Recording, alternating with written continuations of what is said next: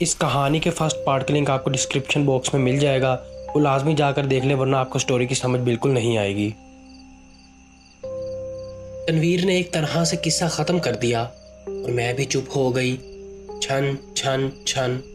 مگر پھر ایک رات کئی دنوں کے بعد جب میں یہ سب بھولنے لگی تھی، ایک بار پھر گھنگرو چھنکنے لگے۔ نہ صرف گھنگرو بلکہ ساتھ طبلہ کی سنگت بھی تھی۔ میری آنکھ کھل گئی۔ حسن اپنے پلنگ پر اور تنویر میرے برابر میں بے خبر سو رہے تھے۔ گھنگروں کی آواز آہستہ آہستہ تیز ہو رہی تھی اور اس آواز کے ساتھ طبلے کی سنگت بھی بڑھ رہی تھی۔ گھنگروں کی آواز آہستہ آہستہ تیز ہو رہی تھی اور اس آواز کے ساتھ طبلے کی سنگت بھی بڑھ رہی تھی۔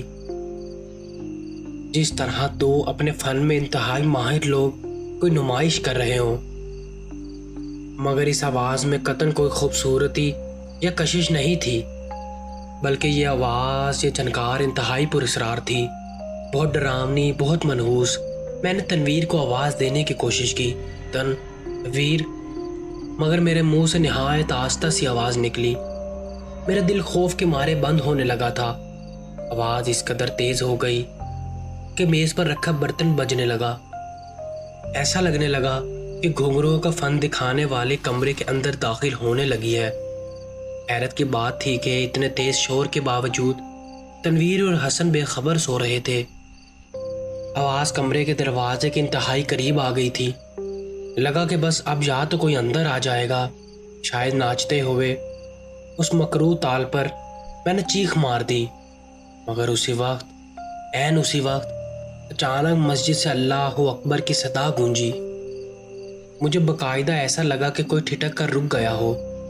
تل اچانک ہلکی ہوئی، پھر ختم ہو گئی۔ میں بستر پر بیٹھی تھر تھر کانپ رہی تھی۔ نہ جانے کب اذان کی مبارک آواز رکی اور نہ جانے کب میں بستر پر گر کر جیسے بے ہوش ہو گئی۔ اف تبسم، تم کو کیا ہو گیا ہے؟ میری توقع کے خلاف تنویر کو آج بھی میری بات پر یقین نہیں آیا۔ مجھ کو نہیں، آپ کے دماغ کو کچھ ہو گیا ہے تنویر، میں انتہائی تلاخی سے کہا۔ میں آپ کو کیسے یقین دلاؤں کہ میں نے جو کچھ بتایا وہ ایک ایک لفظ سچ ہے؟ اگر اس وقت اذان نہ ہوئی ہوتی تو وہ شیطان کمرے میں داخل ہونے ہی لگا تھا۔ پھر نہ جانے سوچ کر اس وقت بھی میں لرز گئی۔ اصل بات یہ ہے تبسم، تنویر میری حالت دیکھ کر نرم پڑ گئے۔ تم نے اپنی سہیلی ریحانہ اور اس کے سسر کی باتوں کو سر پر سوار کر لیا ہے۔ تم نیند میں دیکھے واقعات کو سچ سمجھنے لگی ہو، ورنہ ان باتوں میں کوئی سچائی نہیں ہوتی۔ مرنے کے بعد کوئی بھی کبھی بھی واپس نہیں آتا۔ اور پھر اتنے سالوں بعد آپ نہ مانے، میں نے حتمی انداز میں کہا، نہ اب میں اس گھر میں چند منٹ اور رکوں گی، نہ میرا یہ معصوم بچہ۔ مگر تبسم میری جان، تنویر گھبرا گئے۔ میں اچانک دوسرے گھر کا بندوبست کیسے کروں؟ اور اگر گھر مل بھی جائے تو اس کا کرایہ، ایڈوانس، اس کی اصل پریشانی اس کی زبان پر آ گئی۔ کچھ بھی ہو تنویر، کرایہ، ایڈوانس، ایسے زندگی سے زیادہ نہیں ہوتے۔ اگر آپ یہاں سے نہیں جا سکتے تو مجھے اور حسن کو کچھ دنوں کے لیے واپس ملتان بھیج دیں۔ میں نے التجا کی، ٹھیک ہے۔ کچھ دن سوچنے کے بعد وہ گویا ہوئے، میں تم لوگوں کی کل کی ٹکٹ کروا دیتا ہوں۔ تم کچھ دن ملتان واپس جاؤ، جب تک میں کوشش کرتا ہوں کہ کوئی اور گھر مل جائے، بے شک مزید چھوٹا ہی کیوں نہ ہو۔ کل نہیں، آج ہی، آج رات، میں نے کہا۔ تنویر مجھے ایک نظر دیکھ کر رہ گئے۔ میں جلدی جلدی اپنے اور حسن کا سامان پیک کرنے لگی۔ ایسا نہیں تھا کہ میں تنویر سے جان چھڑا رہی تھی، مگر اب اس گھر میں مزید ایک رات گزارنا میرے لیے کسی مصیبت کو دعوت دینے کے برابر تھا۔ شاید وہ بدروح صرف میری دشمن تھی، میں نے سوچا، کیونکہ تنویر کو تو نہ وہ کبھی محسوس ہوئی، نہ وہ کبھی خوف زدہ ہوئے۔ جب تنویر ہم دونوں کے ٹرین میں بیٹھانے لگے تو میری آنکھوں میں آنسو آ گئے۔ میں نے ان کا ہاتھ پکڑ لیا۔ پلیز تنویر، آپ میری بات پر یقین کریں، میں سچ بول رہی ہوں۔ آپ جلد ہی کسی گھر کا بندوبست کر لیں، میرا آپ کے بغیر بالکل دل نہیں لگے گا۔ تنویر نے عصبت میں سر ہلا کر پیار سے میرا گال چھوا۔ جب ٹرین چل پڑی تو تنویر اسٹیشن سے نکل گئے मेरा दिल उदास हो गया। मैं जानती थी कि तनवीर को मेरी बातों पर बिल्कुल यकीन नहीं और वो अपनी ज़िद के पक्के हैं।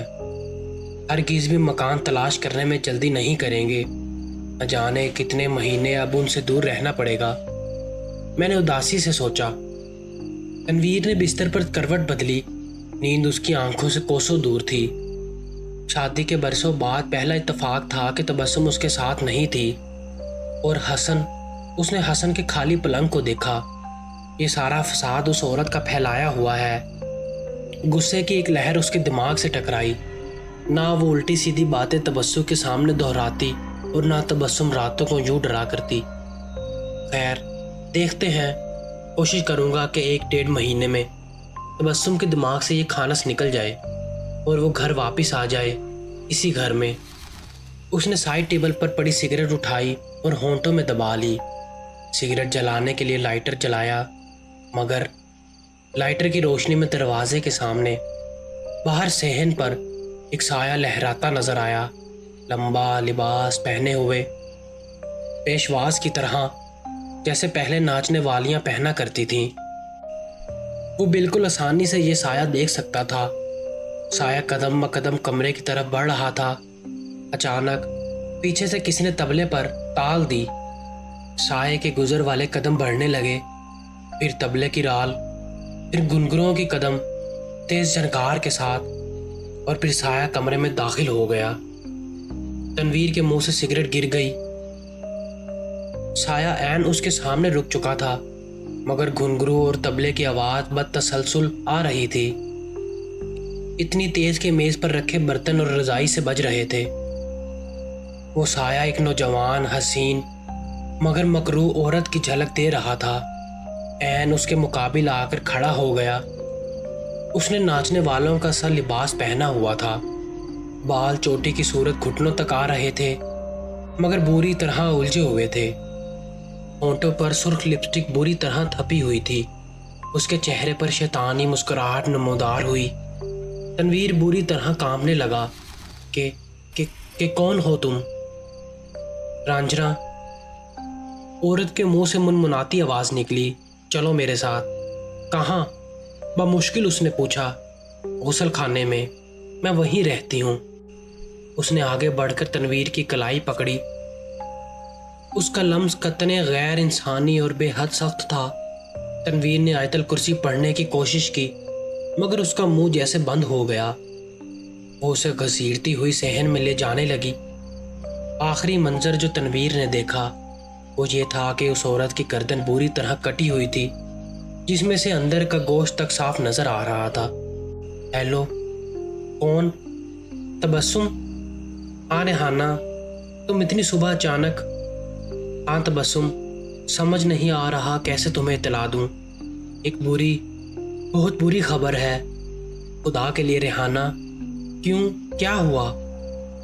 तनवीर भाई, उनका इंतकाल हो गया है। वो तुम्हारे घर के गुसल खाने के सामने गिरे हुए थे। शायद हार्ट अटैक हुआ था। उनका रिसीवर तबस्सुम के हाथ से गिर गया। आखिर वो हुआ जिसका तबस्सुम को खौफ था। और तनवीर, जो हमेशा इन बातों को बेवकूफ़ी समझता था, अपनी जान उसी रूह के हाथ हार गया। क्या आप इस घर में रहने की हिम्मत रखते? क्या होता अगर तबस्सुम ने अपने बेटा वहाँ छोड़ दिया होता? अगर आपको कहानी पसंद आई हो तो लाइक ज़रूर करें, कमेंट में अपनी राय दें, और अगर ऐसी और कहानियाँ सुनना चाहते हैं तो चैनल को सब्सक्राइब करना मत भूलिएगा। फिर मिलते हैं एक और डरावनी दास्तान के साथ।